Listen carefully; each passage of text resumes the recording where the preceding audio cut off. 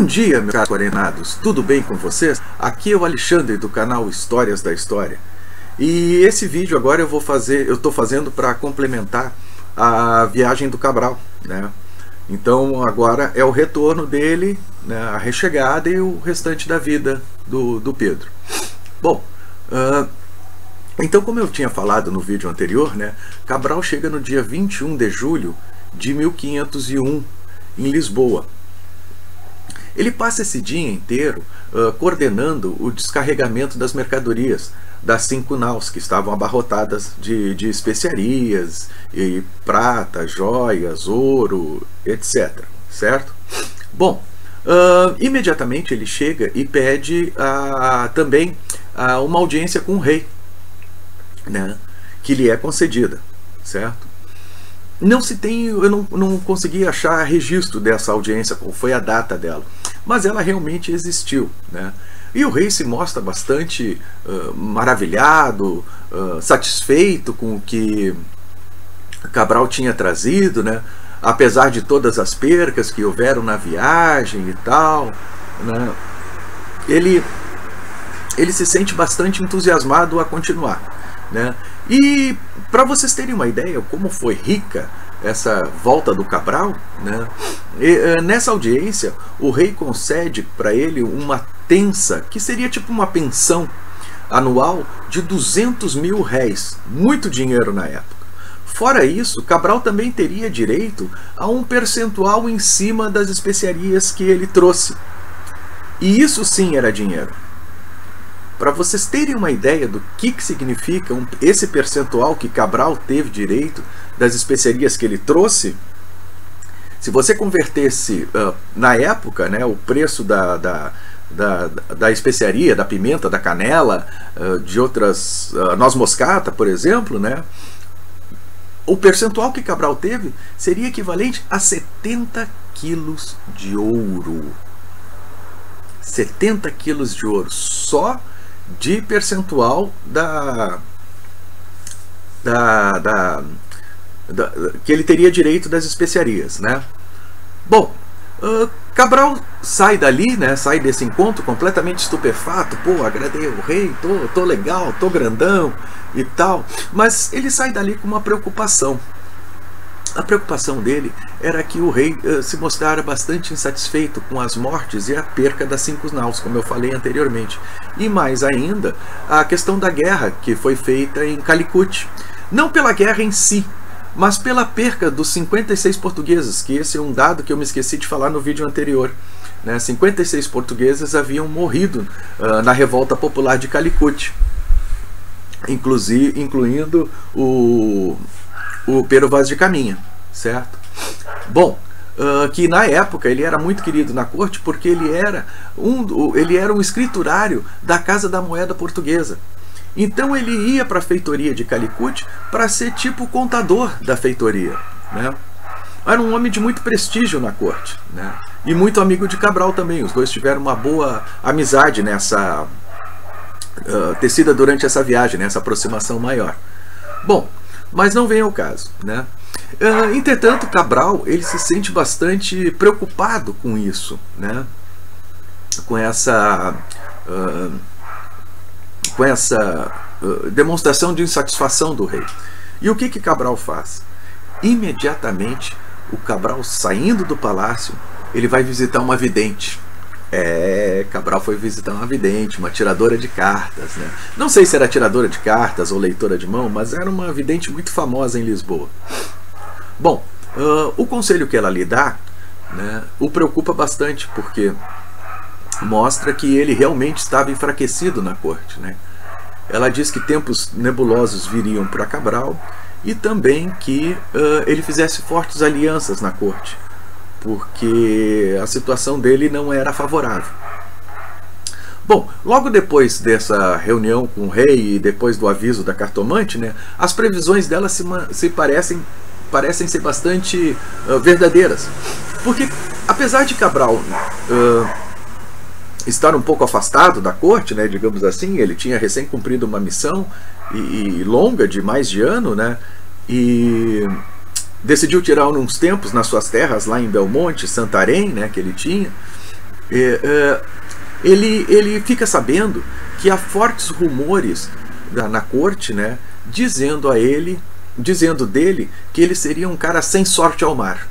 E o próprio Vasco da Gama, que Cabral considerava um amigo, fala que os homens que não têm sorte no mar devem ser afastados dele. Isso preocupa bastante Cabral, né? Porque afinal de contas o que ele trouxera de mercadorias teria sido muito mais vantajoso do que a esquadra em si. E o rei se mostrava bastante interessado, gostou muito do retorno dele com toda a mercadoria, né? Mas isso deixa uma certa pulga atrás da orelha do Cabral, né? O Cabral fica muito preocupado com isso. E tem razão. Bom, em 1502 é decidida uma nova viagem, que uma nova viagem será feita. E Cabral é chamado para participar dessa viagem. E ele se empenha com toda a sua energia na organização dessa viagem, né? Na preparação dos barcos, na questão administrativa também, o que levar, o que não levar, o que faltou, sabe? Ele passa toda a sua experiência da viagem anterior, querendo minimizar os erros cometidos e também de tornar essa viagem o mais fácil possível. Entretanto, tem um problema nessa segunda viagem que Cabral faria, que ele vai ter que dividir o comando. Cabral não vai ser o Capitão Mor. Apesar dessa ser uma esquadra maior, né, não se quer deixar o comando para ele, pois os rumores eram muito fortes sobre essa questão do azar de Cabral ao mar. E não vamos esquecer também que a gente tem que contextualizar. Na época, o conhecimento era muito precário, então os videntes, os cartomantes, as fofocas, né, tinham muito peso numa decisão política, né? Não se tinha muita tecnologia para isso, né? Bom, o que acontece, né? Cabral, quando fica sabendo disso, e qual seria a autonomia de Vicente de Sodré, com quem ele dividiria o comando, né? Aliás, Vicente de Sodré era tio do Vasco da Gama. A família Vasco da Gama estava muito bem cercada de aliados para fazer a viagem, né? Então, nesse comando dividido do Cabral, o Cabral teria que aceitar as decisões que o Vicente de Sodré tivesse com relação a... Por exemplo, se o Vicente de Sodré quisesse fugir de uma batalha, achava que seria desnecessário, ele podia sair a qualquer momento. Se ele decidisse atacar um porto ou uma esquadra, ele teria autonomia para fazê-lo. Se ele decidisse ajudar alguém ou fazer qualquer outra coisa, ele teria total autonomia para fazer isso. Ou seja, praticamente se pegaria uma esquadra e durante a viagem se faria a divisão. Quais os homens estavam aos ouvidos de Cabral e quais dos homens estavam aos ouvidos de Vicente de Sodré. O Cabral raciocinou bastante nisso e disse: isso não vai dar certo. Não tem como você dividir uma esquadra. Não tem como o comando de uma esquadra. Há certas necessidades e há certos momentos que você tem que tomar a decisão e essa tem que ser seguida. E não ser, como diria assim, sujeita a uma outra decisão de mesmo peso. Não havia possibilidade de sucesso numa empreitada dessas. Até porque um ou outro não tinha como se comunicarem para tomarem a decisão em conjunto. A decisão seria unilateral, tanto faz, num sentido ou no outro. E isso não agradava a Cabral. Cabral sabia que isso era muito preocupante e perigoso até para que uma esquadra pudesse ser bem sucedida numa viagem dessas. Bom, o que acontece, né? Cabral pede uma audiência ao rei e se justifica dizendo que, com toda a humildade, com toda a sua admiração ao rei, né, que era um conhecido seu, né, desde a infância, porque o Dom Manuel não seria o primeiro candidato a ser rei, né, seria o filho do Dom João II, ele era sobrinho, né? O Dom Manuel era sobrinho do Dom João II. E por que que o filho do Dom João II, o Dom Augusto, não assume? Porque logo depois que ele casa com Isabel de Castela, né? A mesma aquela, né, do Fernando de Aragão, que assinou o Tratado de Tordesilhas e tal, ele morre numa queda de cavalo. Então, como o filho do rei tinha falecido, né, o primeiro na linha de sucessão seria o seu sobrinho. E é o caso de Dom Manuel. Então, Dom Manuel nunca foi visto como um rei durante toda a parte da sua vida até aquele momento, até o falecimento do seu primo. Então ele teve uma criação mais largada, não digo largada, mas tinha mais proximidade com os súditos. E Cabral era um dos súditos que ele tinha grande proximidade, né? Os dois foram bastante amigos durante a juventude e mocidade. Então o rei, muito chateado, diz assim para Cabral: aceito sua recusa. E vira-se para o lado e volta a despachar normalmente. Cabral, se sentindo assim bastante triste por não ter feito a vontade do rei, né, sai do recinto real e vai embora. Quando ele sai dali, ele fica sabendo que em 1501, ele já conhecia os boatos, né, mas ele não tem a comprovação dos fatos. Então, saindo daquele recinto, em 1501, houve a assinatura de uma carta régia de Dom Manuel para o Vasco da Gama, dizendo que o Vasco da Gama teria prioridade no comando de uma segunda viagem às terras brasileiras, né, as terras de Veracruz, ou melhor, as terras da ilha de Veracruz, terra de Santa Cruz, né. E Cabral fica, como é que eu vou te dizer assim, isolado nessa questão, certo? Ele pede a renúncia, porque ele não aceita dividir com Vasco Sodré. O Sodré também não é desculpe, Vasco não, Vicente de Sodré, ele não é também o capitão único, né, o capitão mor, visto a desistência do Cabral. Quem é que comanda? Vasco da Gama. O Vasquinho, o Vasco da Gama. Sempre em segundo, mas sempre vindo. Então o Vasco da Gama, ele acaba sendo nomeado o capitão mor dessa segunda expedição. E essa segunda expedição, como o Vasco da Gama era um cara muito, como diria eu, autoritário, digamos assim, né, ditador até mesmo, né, e um cara com um coração extremamente duvidoso quanto à sua bondade e paciência, ele decide nomear a maioria da família como os comandantes das naus. Então praticamente a família de Vasco da Gama domina essa segunda expedição às terras brasílias e continuação para a África, né? Desculpe, para a Ásia.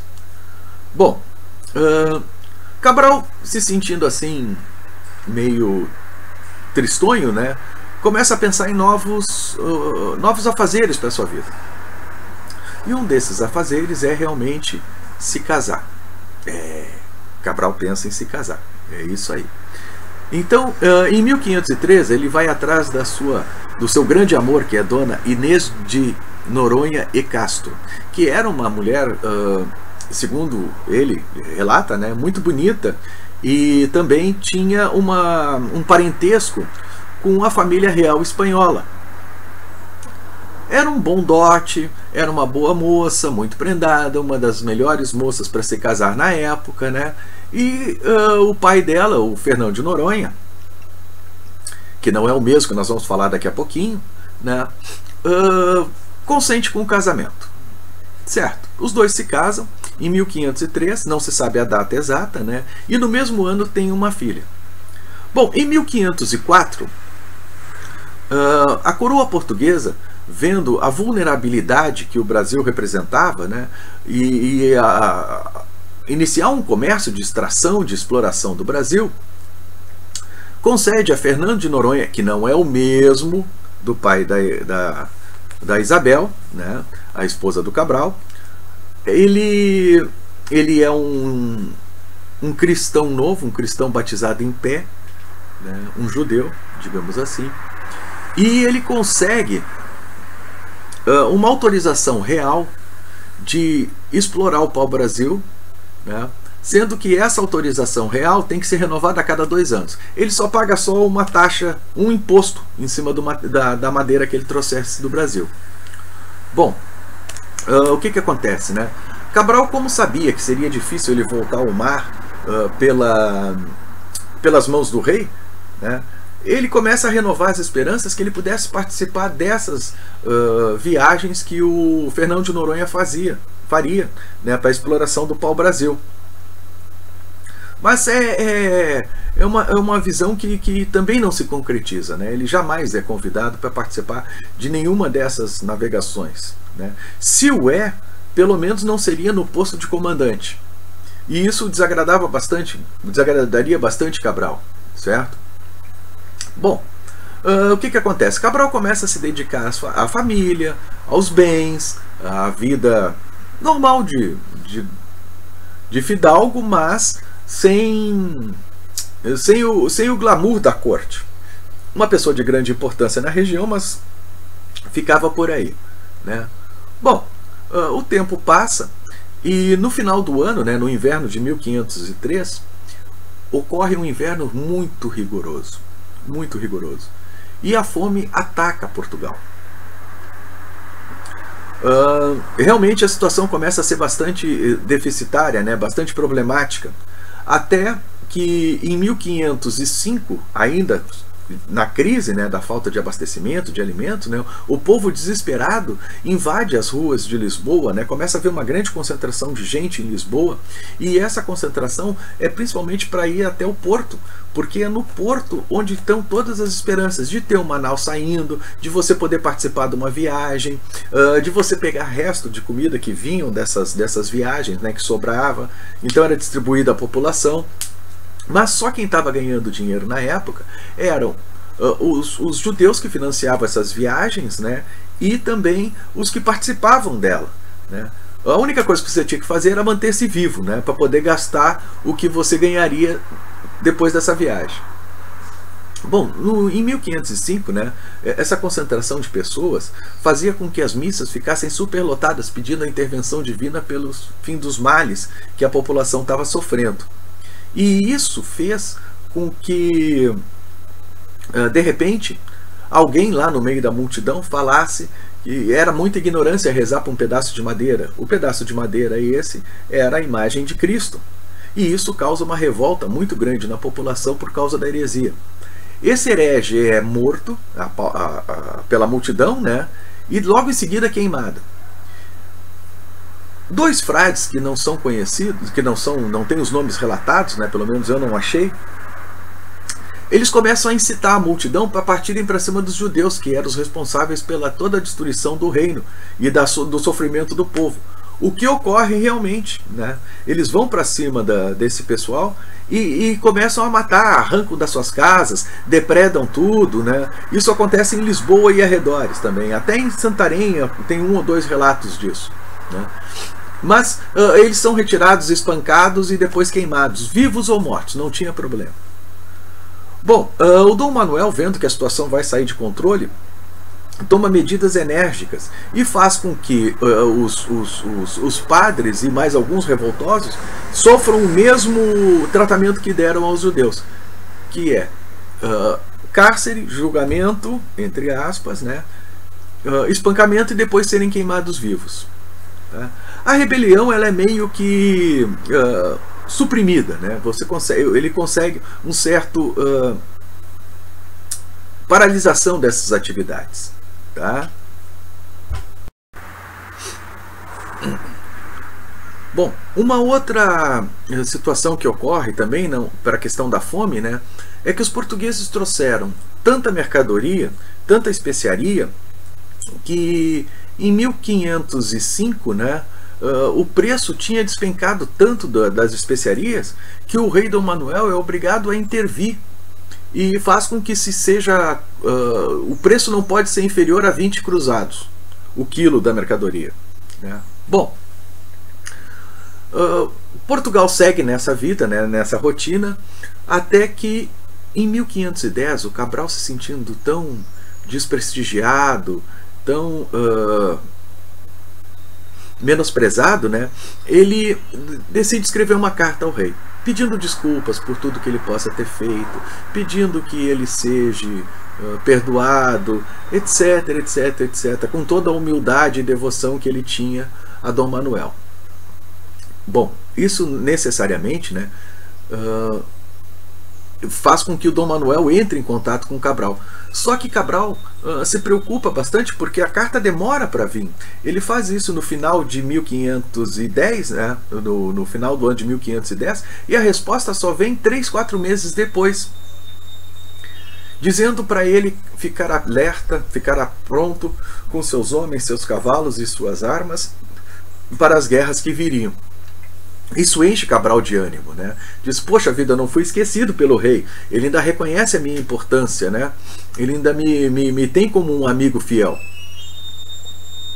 Mas não acontece. Ele deixa Cabral na expectativa até 1519 ou 1520, por aí, que é quando Cabral falece, né? Não se sabe a data. O que se sabe exatamente é que uma carta régia de reconhecimento a uma tensa, né, que seria a pensão, a esposa de Cabral, né, Dona Inês, Dona Isabel, desculpe, Dona Inês era a mãe, Dona Isabel, de Noronha e Castro, né, lhe dá uma pensão eterna, né, uma tensa, de 70 mil réis anuais, que era o dinheiro para ela se manter, né. Bom, o tempo vai passando, né? Dona Isabel cria os filhos, né? As meninas, algumas se tornam freiras, outras se casam, né? Ela perde o filho, o Antônio, ainda quando Cabral era vivo, né? E em 1534, a Dona Isabel, a esposa do Cabral, é chamada para ocupar o cargo de camareira-mor da infanta Dona Maria, que seria filha do sucessor do Dom Manuel, o Dom João III, né, o novo rei de Portugal. E ela aceita e cumpre a missão durante 4 anos, quando falece. Bom, ela é colocada na mesma tumba de Cabral, né, no mesmo lugar onde estava Cabral e o filho. E o interessante, deixa eu botar aqui meu para-brisa agora, é o epitáfio que fica na cripta, que o Fernando, né, o Dom Fernando, filho mais velho do Cabral, manda fazer. Então o epitáfio, né, que está até hoje lá, diz o seguinte, escrito em letras góticas, difícil de você ver, mas a transcrição é mais ou menos essa. Aqui jaz Pedro Álvares Cabral e Dona Isabel de Castro, sua mulher, cuja é esta capela de todos os seus herdei, nos quais, depois da morte do seu marido, foi camareira-mor da infanta Dona Maria, filha do rei Dom João Nosso Senhor, o terceiro deste nome. O que eu quero dizer com isso? Né? Que Cabral não foi reconhecido depois da morte. Não há um registro do Cabral como navegador, como descobridor de terras novas, como o cara que abriu as portas para o conhecimento melhor das águas indianas. Né? Não há reconhecimento nenhum, ou seja, praticamente ele continua esquecido pela nobreza, certo? E pelos filhos também, tanto que só há registro do cargo que a esposa dele, Dona Isabel, ocupava. Bom, o túmulo de Cabral fica lá até que em 1810, com as guerras napoleônicas, ocorre um boato de que haviam profanado o túmulo do Cabral, porque eles haviam feito isso com várias igrejas e casas de ricos na região de Santarém, onde o túmulo até hoje está lá. Bom, o que acontece? Se cria, e aí em 1871, o Dom Pedro II, na sua viagem a Portugal, ele fica sabendo da história, né, que já tinha uma certa noção, mas fica sabendo mais profundo, e exige que o governo português faça um reconhecimento do que houve realmente, se o túmulo foi profanado ou não. Bom, essa inscrição aí é feita em 1884, quando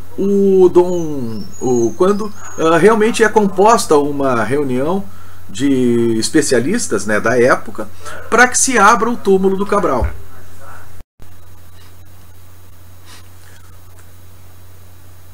Bom, essa exumação é feita, né, em 1889, e aí São reconhecidos 3 corpos, de uma criança, de uma mulher e de um homem, certo? Bom, o que acontece, né? É feito um rápido reconhecimento e tal, papapá, tá, é fechada a tumba de novo. Em 1903, uma nova abertura é programada. Mas o que acontece? Quando eles retiram a lápide, né, eles observam que por causa da abertura anterior que foi feita sem cuidados, os corpos se desfizeram por completo. Só ficou só cinzas, só migalhas. E eles decidem, então, fazer uma escavação na própria tumba. E são achados mais 6 cadáveres, que ninguém sabe a quem pertence. Mas os corpos de Cabral e da sua esposa e do seu filho são perdidos para sempre, né? Não ficou registro, não ficou nada, né? Só o local onde eles estão enterrados, né? Bom, até hoje, né, o reconhecimento que se dá a Cabral é muito posterior à sua morte. Hoje no Brasil e no mundo inteiro, no mundo não, em Portugal, você tem vários lugares onde ele é homenageado através de ruas, praças, escolas, cidades, né? Por exemplo, Cabralha, na Bahia, né? Mas durante a vida o Cabral foi esquecido depois do seu retorno. Ele nunca mais volta ao mar. Ele fica com uma frustração muito grande da falta de reconhecimento do rei e da corte em relação às suas façanhas. Ele sucumbe nas intrigas internas palacianas e infelizmente Cabral morre provavelmente bastante amargurado, bastante triste por não ter tido seus serviços reconhecidos. Essa é a história do Cabral, essa é a história do nosso início de civilização, de país e de nação. Essa é a nossa história de brasileiros, o seu descobrimento, as dificuldades que se encontrou na viagem que Cabral fez, né? Eu espero que vocês tenham gostado e eu vou fazer agora, né, depois dessa epopeia do Cabral, estou pensando em fazer sobre Colombo. Se vocês concordam, deem a sua opinião, por favor, né? Os vultos históricos são muito interessantes e eu acho que vale a pena divulgá-los. Eu espero que vocês tenham gostado dessa narrativa da vida do Cabral, suas façanhas, suas conquistas, suas derrotas. E a gente se vê no próximo vídeo. Valeu, pessoal. Obrigado.